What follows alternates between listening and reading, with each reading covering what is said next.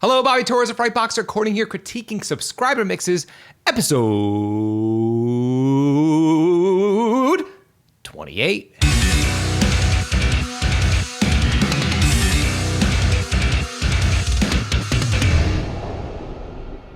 So before we jump into today's episode, I just want to let you know that I've opened the doors for this week to the Frightbox Mixcrypt community. Within the Frightbox Mixcrypt, we mix a brand new song every single month. You get a detailed mix breakdown of my mix of the song, as well as a full, raw, multi-track download of the song that we're mixing. There are also personalized mix reviews exclusive to members of the Frightbox Mixcrypt, where I listen to and critique your mix live during our call, and you can have direct access to me. Members also have full access to the Frightbox Mixcrypt library, which is our entire back catalog of songs, multi-tracks, tutorials, even all of our live call replays. I also do a live group coaching call at the end of each month where members can hang out with me and ask any question that they have, and I'm right there to hang out and answer your questions in real time. On top of everything else, you'll have full access to the Frightbox Mixcrypt community, which is our private community made up of like-minded producers and mixers, where we hang out, share each other's work, and help each other out with our mixes. If you're interested in becoming a member of the Frightbox Mixcrypt, there's a link below in this video's description. Click the link and learn more about the Frightbox Mixcrypt. Enrollment ends this Friday at midnight. So without any further ado, let's jump into today's submitted mixes and let's see what we have. Our first mix here comes from Mr. Aaron. Let's check it out.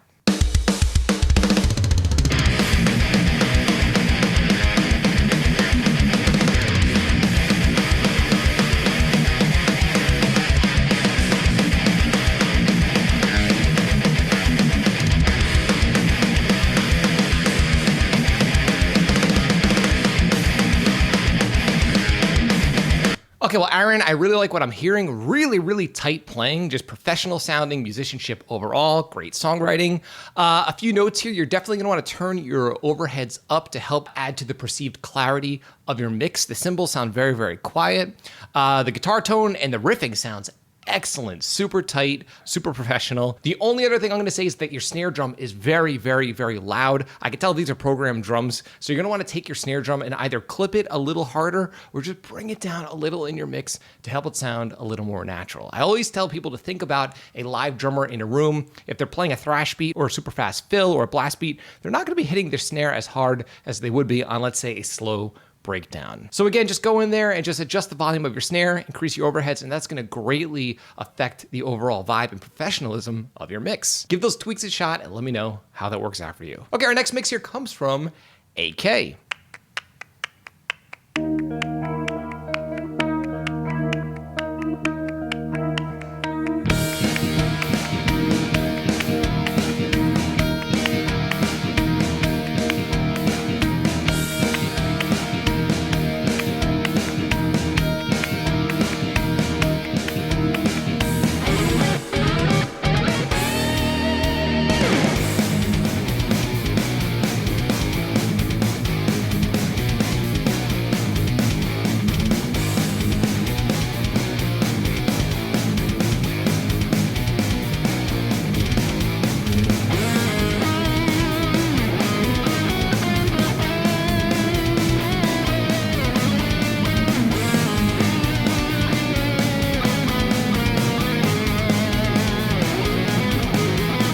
Okay, AK, I really like what I'm hearing. Really cool riffing. I like the changes that I'm hearing. All the musicianship sounds really on point.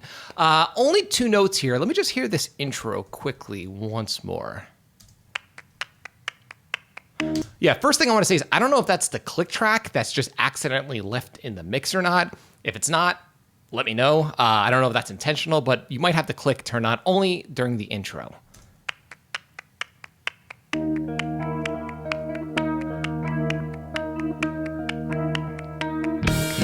And the intro guitars are slightly out of tune. I don't know if that's just a heavy chorus or if that's intentional. You might want to just retrack that with the guitar a little more in tune. But when the distortion kicks in, it sounds awesome. All the playing is super tight. Other than that, I would just say cut out a little bit of around 500 to 300 hertz on your bass, or just take your bass guitar and turn it down a little, because a lot of that lower mid on your bass is clouding up the rest of the mix. But overall, man, the mix sounds great. It's in great shape, and keep me posted on how these tweaks help you out with your future mixes. Thanks for your submission. Okay, our next mix here comes from Mr. Aiden.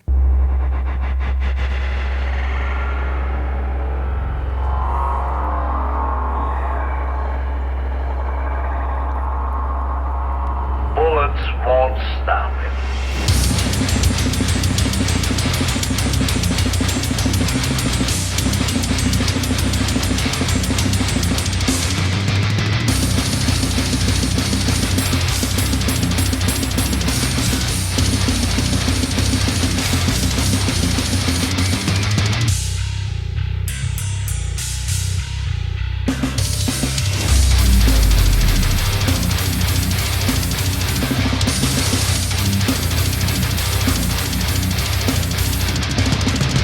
Okay, well, Aiden, awesome guitar tone and bass tone and drum sound as well. And it goes to show you just how much a great guitar tone at the source affects the quality, the overall quality of a production and a mix. And I really, again, like that guitar tone. I can tell it's programmed drums and even maybe program bass.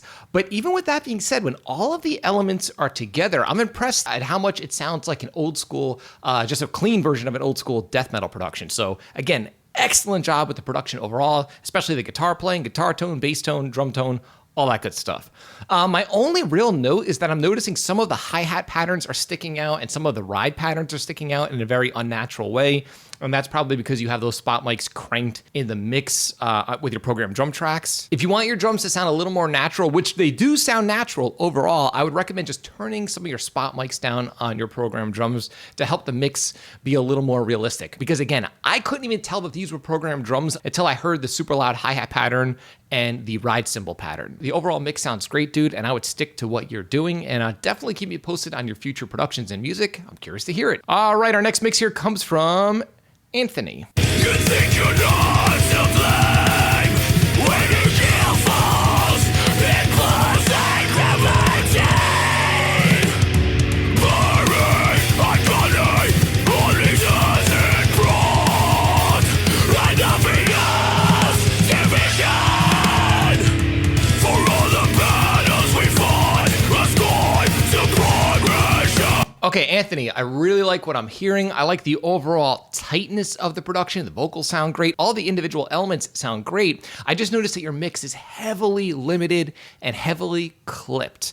And also I'm noticing that the snare is just really poking through in an unnatural way. So I have a piece of advice for you that I think is going to really help you overall. Instead of clipping your mix so heavily, clip your drum bus, or more specifically, your snare drum, so you can get your snare nice and loud without it actually being this loud. And then you're gonna have a little more wiggle room with your two bus or your master bus or your overall mix in general, where you could get your mix nice and loud without having to limit or clip it as hard as you're doing right here. Again, this might seem like a subtle tweak, but it will make a massive difference when you get your drum dynamics in control at the source within the mix without having to do a whole lot on your two bus. You'll still get the same volume and punch, but it'll sound a little more pleasing, and the snare won't be poking through as much and drawing my attention away from the production and the song. So great job, Anthony. Give those tweaks a shot and let me know how that works out for you. And thank you so much for submitting this track. All right, our final mix here comes from Mr. Sean.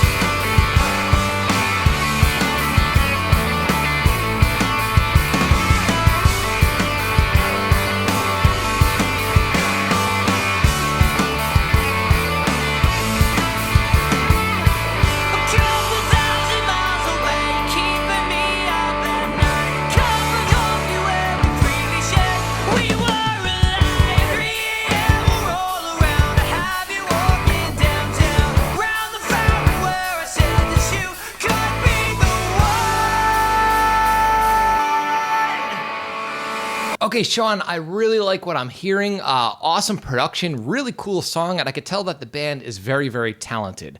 The main thing that stands out to me by far is the guitar tone.